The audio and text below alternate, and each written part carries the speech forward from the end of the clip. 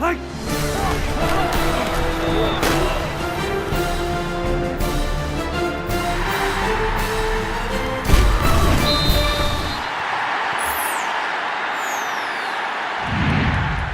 the Opopco Studios in Oklahoma City, this is an OSU Update with Gina and Mizell. I'm Jenni Carlson. Gina, special teams, always a topic of conversation at OSU because it is so good. Right. But looking for a new coach, they might have found one. How is this all going to shake out? Well, a grad assistant, Ty Linder, is going to he's not necessarily the quote-unquote special teams coordinator, but he is the guy that's kind of organizing things and overseeing things. And obviously, the plan from the spring where certain guys are handling certain aspects of special teams, Casey Dunn is handling punt and kick returns, Jamal Singleton is involved, Doug Meacham is involved, that's still in place. But yeah, they've got a grad assistant kind of overseeing everything, which is interesting. But what I think is the most important part of this situation is that the NCAA changed the rule where you can have 4 grad assistants actually on the field coaching now instead of 2. And Mike Gundy has straight up said if the rule was still 2, Ty Linder would not be doing this. But because of the rule change, he's one of the guys that's overseeing things. Came from Texas Tech,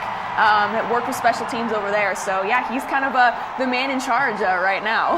Well, it's interesting. You lose Joe DeForest, a guy who's well known as a great special teams coach, and now you're replacing him with a GA. Is this as strange as I think it is, or is it pretty okay? Could it work? It's a little out of the box, that for sure. And I think that the fact, again, that you do have some assistants that are handling certain aspects of the special teams, I think does help. And when you have a guy like Quinn Sharp kicking and punting, and when you have a guy like Justin Gilbert on the return game, I think that helps as well. Now they got to find someone to return punts. That's probably the biggest thing right now. They've thrown a couple of different guys back there, and obviously there were some issues with that during the spring game. So I think that's the most pressing issue right now. But when you have 2 of the best special teams players in the Big 12, I think that eases the pressure on him a little bit, because these guys kind of already know what they're doing. All right, thanks, Gina. Be sure to stay with the best coverage team anywhere at newsok.com and every day in the Oklahoman.